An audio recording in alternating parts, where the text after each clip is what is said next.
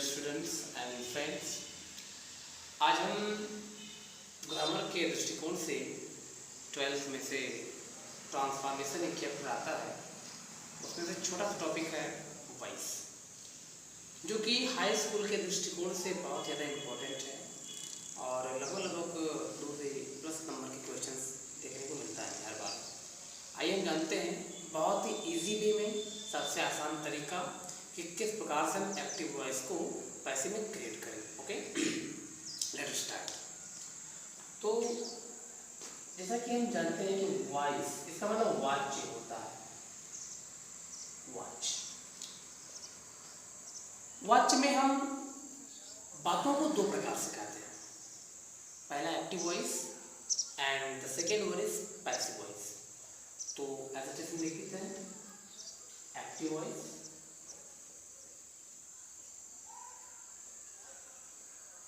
Second one is passive voice.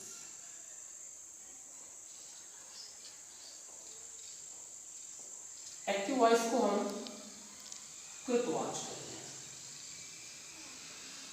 और passive voice को हम कर्मवाच्य कहते हैं। एग्जाम्पल के रूप में समझते हैं, मैं किसी कार्य को करूं या कोई कार्य मेरे द्वारा किया जाए, बात यही है। हम जैसा कि हमें पता है 3 टेंस होते हैं, 3 टेंस के निम्न 8 भागों के द्वारा एक्टिव से पैसिव का निर्माण किया जाता है, जिनमें से कुछ मुख्य हैं जो भी मैं बाद में करवाऊंगा। हम एक्टिव से पैसिव को बनाने के लिए निम्न पहले क्या करेंगे, हेल्पिंग वर्ब को ध्यान में रखेंगे और उसके स्ट्रक्चर को ध्यान रखेंगे। 2-4 चीज पॉइंट में मैं लिखवाना चाहूँगा जो बहुत इंपॉर्टेंट है, बिल्कुल जिससे पैसिव एकदम आसानी से आपका बन जाएगा। देखते हैं किस प्रकार से। सबसे पहले तो बात हमारी मेन बात ये है कि हमें ऑल टेंस एच मतलब हेल्पिंग वर्ब, हेल्पिंग वर्ब। सबसे पहले हमें हेल्पिंग वर्ब के बारे में जानकारी लेनी होगी, क्योंकि हमें पता है कि निम्न किस प्रकार के टेंस से हमारा पैसिव वॉइस निर्माण होता है। जैसे पहला टेंस जो हमारा है उसको हम कहते हैं प्रेजेंट। प्रेजेंट टेंस के 4 भाग होते हैं, ये भी हमें मालूम है। नंबर 1 इंडेफिनिट होता है, दूसरा हमारा कंटिन्यूअस, तीसरा perfect, the fourth one is perfect continuous.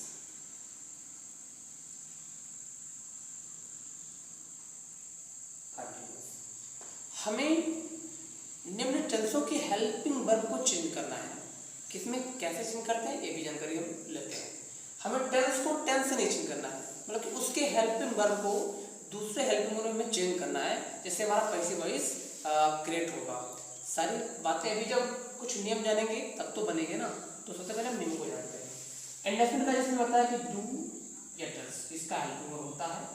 बात साथ में हम यस या ईएस भी लगा लेते हैं, तो जो अफर्मेटिव वाक्यों के लिए एस या ईएस लगता है, बाकी नेगेटिव और इंट्रोगेटिव वाक्यों के लिए हमारा डू या डज लगता है।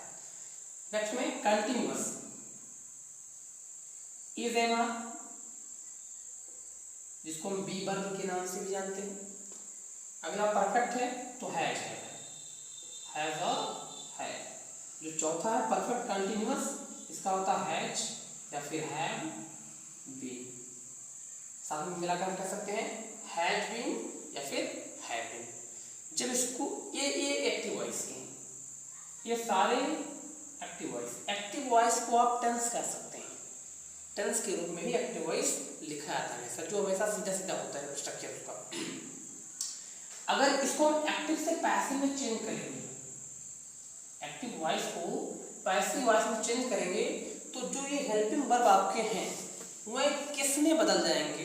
जब हेल्पिंग वर्ब हम बदलेंगे तो इससे क्या हो जाएंगे भाई, कुछ ना कुछ तो अंतर करना ही उनको। पैसिव अगर पढ़ना है तो कुछ ना कुछ अंतर भाई, ग्रामेटिकल रूल के अनुसार ट्रांसफॉर्मेशन का ये मतलब होता है वाक्य का रूपांतरण, मतलब कि ग्रामेटिकली रूल के अनुसार वाक्य का स्ट्रक्चर बदल जाए किंतु उसका अर्थ ना बदले, तो हमें अर्थ को ध्यान में रखते हुए हमें वाक्यों को बदलना होता है। तो पैसिव वॉइस उसमें से कुछ एक होता है।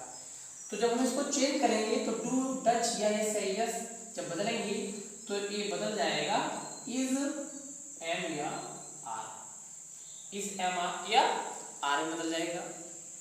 दूसरा, हमेशा की ध्यान देना है कि क्रिया की कोई भी अवस्था, चाहे वो प्रेजेंट इंडेफिनिट हो, कंटिन्यूअस हो, परफेक्ट हो या परफेक्ट कंटिन्यूअस, कुछ भी हो, आपका कोई भी क्रिया की कोई अवस्था अगर होगी तो हमेशा क्रिया की तीसरी अवस्था में बदली जाएगी, यानी V3 में आपकी बदला जाएगा। अच्छा, कंटिन्यूअस अगर इजेमार इजेमार इसका मतलब होता है कि B1 ING होता है इसमें क्रिया में, जब बदलेंगे तो इज एम या आर प्लस B3।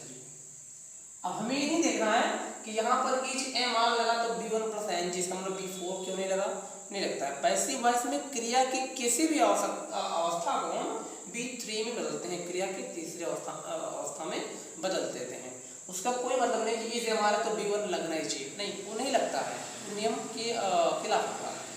अगर हैज है हुआ, हमें पता है हैज हमें B3 भी लगता है, लेकिन ये हैज या हैव अगर हुआ तो हैज है बीन में बदल जाएगा और क्रिया की तीसरी अवस्था ही लगेगी।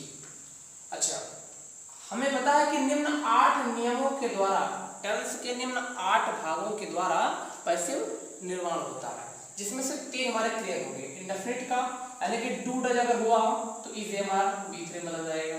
अगर कंटिन्यूअस हुआ इसका मतलब इज एम आर हुआ तो इज एम आर, और अगर इज एम आर हुआ तो is am are plus, sorry एक पॉइंट में भूल गया था, इज एम आर हुआ तो is am are plus being लगेगा, इसमें क्या लगेगा, is am are plus being plus B3 लगेगा इसमें, क्रिया की तीसरी अवस्था।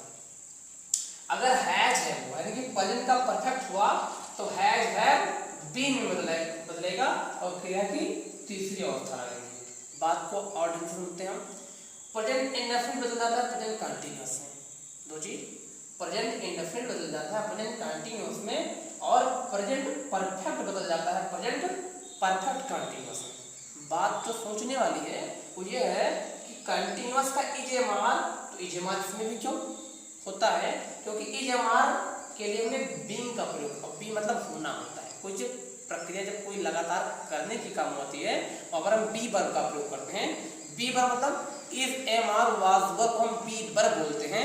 अभी हम जब पास्ट का पढ़ेंगे उसमें भी अगर वाज वर्ब होगा फिर भी उसमें बीइंग लगाएंगे, क्योंकि बीइंग किस लिए लगाते हैं, क्योंकि उसमें बी वर्ब के तहत हम लगाते हैं, क्योंकि बी वर्ब में हमको पता है कि is am are was were एक अलग से वर्ब होते हैं।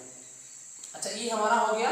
अगर आया प्रेजेंट कंटीन्यूअस, इसका मतलब हैज हैव बीन, यानी कि हैज बीन या हैव बीन आया। अगर एक्टिव वॉइस में आपका has have been, for example Ramesh has been playing football, अगर आ गया कि रमेश फुटबॉल खेलता रहा होगा, इस प्रकार से वाक्य आते हैं, तो उसका चेंज नहीं करेगा, ये बनेगा नहीं। बनेगा नहीं मतलब वहां पर आपका हैज बीन अगर हैव बीन है तो वही रहेगा, सीधा हैज बीन उतर आएगा, सीधा हैज बीन या हैव बीन आ जाएगा। हालांकि उसकी बात अलग है कि क्रिया की तीसरी अवस्था लगेगी, बनेगा मतलब कोई हैज हैव बीन आया तो उसमें हैज हैव बीन अलग से कोई क्रिया नहीं लगेगी, बल्कि हैज हैव बीन ही लगेगा, लेकिन क्रिया की तीसरी अवस्था उसमें भी लग जाएगी। हमको ध्यान ये रखना है जब क्रिया एक्टिव में बनाएंगे हम तो कोई भी क्रिया की तीसरी अवस्था बदल जाती है। ये हो गया। नंबर दूसरा हम बनाएंगे पास्ट में। पास्ट में अगर आपका बात होगा डिड होगा। मैं इस बार इंडेफिनिट कंटीन्यूअस को नहीं लिख रहा हूँ, बाकी मैं हेल्पिंग पर ही लिख रहा हूँ। समझ लो कि एक मतलब इंडेफिनिट, दो मतलब कंटीन्यूअस, परफेक्ट मतलब 3 और परफेक्ट कंटीन्यूअस मतलब 4। तो इसका हेल्पिंग वर्ब होता है डिड, या क्रिया की दूसरी अवस्था इसमें लगता है पास्ट के कंटीन्यूअस में, सॉरी पास्ट के इंडेफिनिट में। जब इसको हम बदलेंगे पैसिव में तो ये हो जाएगा आपका वाज या वर हो जाएगा, और क्रिया की तीसरी अवस्था। यदि यही बात कंटीन्यूअस होगा यानी कि वाज या वर होगा, क्या होगा, वाज या वर होगा, तो ये बदल जाएगा वाज या वर्ब बीइंग में बदल जाएगा और क्रिया की तीसरी अवस्था। खैर ये वीडियो ज़्यादा लंबा ना हो जाए, इसीलिए मैं ऐसा करता हूँ कि इस बात को आप बारीकी समझे होंगे। जो भी नेक्स्ट आपका बच रहा है बस अगले वीडियो में उसको भी आपको बता दिया जाएगा। अगर इसमें कुछ भी समस्या होती है तो प्लीज़ इसको जो है कमेंट सेक्शन में जाकर जरूर बताना, क्या गलती इसमें हुई मैं सुधारने जरूर करूँगा।